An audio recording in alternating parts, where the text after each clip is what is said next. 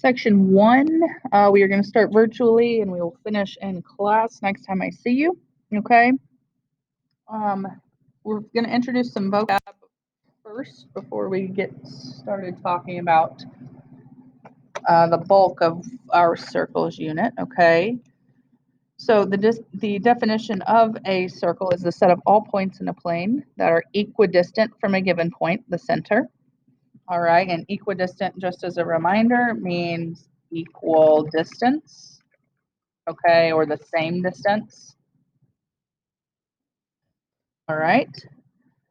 Over here to the right, you will see this is two different ways to name a circle. Oh, wonderful. Right here. Two different ways to name a circle, okay? You can either use the word circle with the center point or this symbol with a circle with a dot in the middle of it, in front of that center point, okay? A radius is that distance from the center to any point on the circle, and it's just a line segment. So when we name the radius, we choose the center point and then the point on the circle. So for instance, let's see if this is going to work. If I make this point A, of course it's not. Wonderful. That's fine. We'll talk about in class how to name the radius with no points there on that picture just yet. A chord next, a line segment whose endpoints are any 2 points on the circle. Okay, so as long as the points are on that circle itself, that line segment connecting those 2 points is a chord. Again, it's just a line segment, so you would name this chord, for instance, line segment AB. And last but not least, the diameter is the longest chord in the circle. It passes through the center. All right. And again, because it's a chord, its endpoints are on the circle. So one endpoint here, one endpoint there. Okay, and actually we'll talk about naming them in just a moment down here with some examples. Okay. First example here, if TU, so T all the way to U, that's our diameter. If our diameter is 14 feet, we want to know what QV is. QV is a radius. All right, one thing I do want you to include in these notes, the diameter is 2 radii. All right, or the radius is half of the diameter.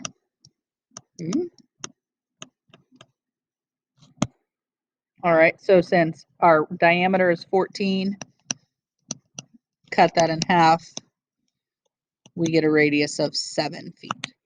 Okay.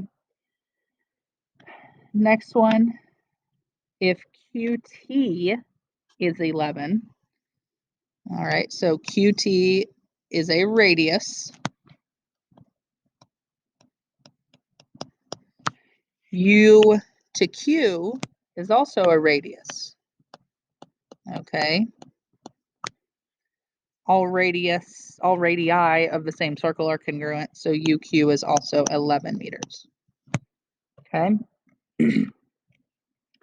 All right, now here's where we're going to name these things. Okay, the name of the circle, remember you can use the word circle with the center point, or you can use that symbol,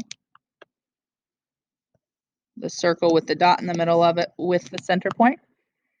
Okay.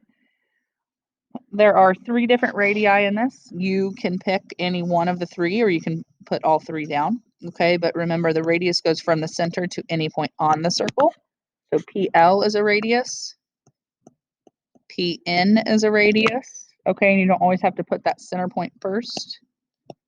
The line segment MP is also a radius. Okay. A chord is a line segment whose endpoints are on the circle. So when we name a chord, we do not want to include points that are in the circle on the interior. Okay. MN is a chord similar to what AB was in the picture on the first page. All right, but LN is also a chord because those 2 points are on the circle and there's a line segment between them, okay? LN is special though because it does pass through the center, and the chord that passes through the center is a diameter. Okay, so I want you to try that next example here. That should say B, not C, but that's okay. Try that on your own. If you have any questions, we can talk about it in class. Next, we're going to talk about circumference. Hopefully, this is not brand new information. The circumference is like the perimeter of a circle. It's that distance around a circle.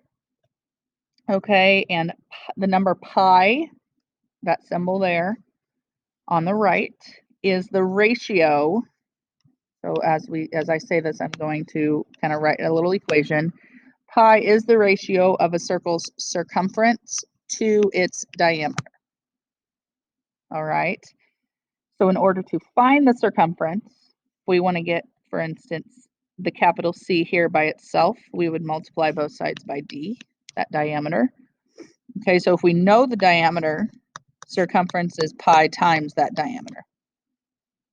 Okay, and since one diameter is 2 radii, if we know the radius, we can also say circumference is 2 pi times that radius. Okay, so we'll jump into some examples here. Example 1, if we know our radius is 2.5, 2 pi times 2.5, we're going to multiply, kind of treat pi like a variable when we are operating with it, okay? We're going to multiply 2 times 2.5.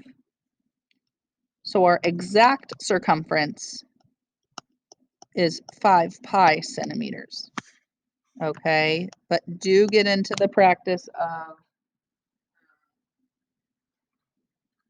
doing the exact and the approximate answers, okay? So 5 times the number pi, or times 3.14.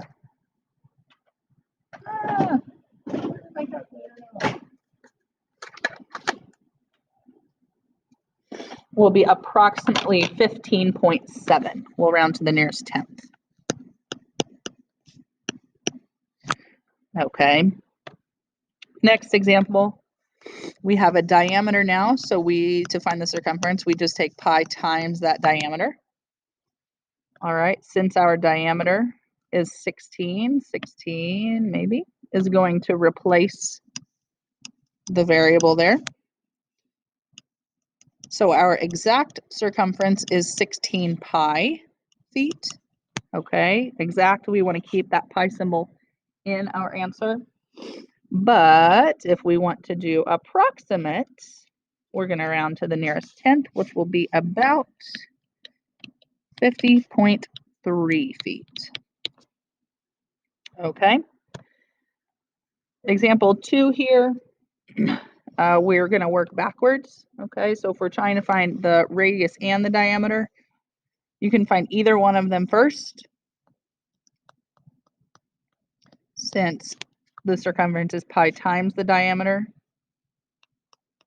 I set that equal to the circumference that I'm given. Divide both sides by pi. My diameter is 44 inches, which means that my radius is half of that, so 22 inches. Okay. Next one, rather than having a pi symbol in the circumference, we just have an approximate circumference. Okay, nothing is going to change. Since circumference is pi times diameter, we're still going to set that equal to the circumference that we're given. Divide both sides by pi. Okay. This time we don't have a pi on the right side to just cancel out. So 77.8 divided by pi gives me about 24.8. Okay, and then half of that would be 12.4. Okay.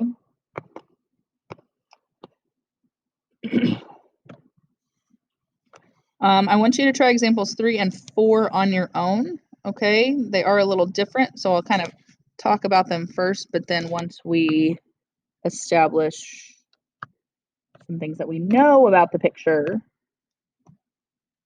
you guys can try to find that on your own. Okay, so here we've got a right triangle. Remember, right triangles, if we know two sides but nothing about the angles, we can actually use the Pythagorean theorem. Okay, so ABC, we're looking for that hypotenuse. That hypotenuse is our diameter. Okay, so use that information to find the diameter first, and then use the diameter to find the circumference. All right, here our circle is what we call inscribed in a square. And if the side length of the square is 11 yards, that means the diameter of this circle is also 11 yards. Okay, so practice finding both the exact and the approximate circumference. Next is area. Okay, pulling a little bit from chapter 11. Again, hopefully this is not new information. It's not brand new information. To find the area, we're actually going to take pi times the radius squared. All right, so first example here, we have our radius. 5 is going to replace r. All right, our order of operations tells us that we need to square the radius first, okay? 5 squared is 25, so our exact area will be 25 pi square inches. But if we're going to do an approximate or round, 25 times pi gives us about 78.5. Okay. Number 2, we're actually given the diameter. All right, so remember, a radius is half of the diameter, so the radius for the circle is 10. 10 is going to replace r. 10 squared is 100. So our exact area is 100 pi meters squared. But 100 times pi tells us that we have an approximate area of 314.1 square meters. All right. We'll do 3 and 4 together, and then I want you to try 5 and 6 on your own. All right. We know here that the area is 196 pi.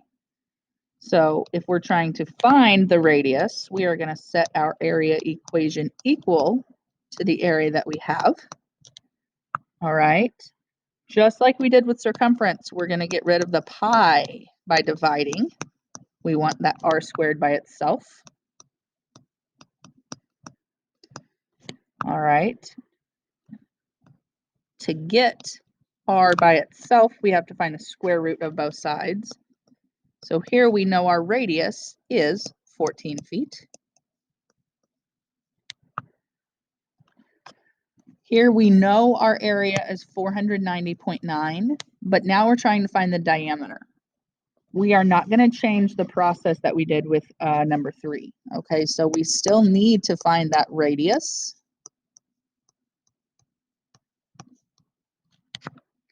We still need to divide both sides by pi. On the right side, we just don't have a symbol or that number pi to just cancel out. Okay, we actually need to take 490.9 divided by pi. So our radius squared, we're going to say is 156.26. Again, we'll find the square root of both sides.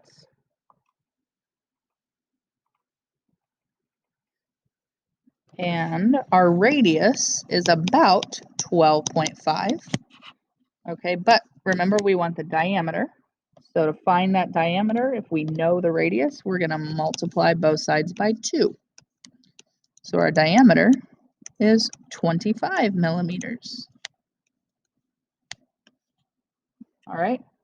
Again, try 5 and 6 on your own. Okay. And last, we're going to talk about,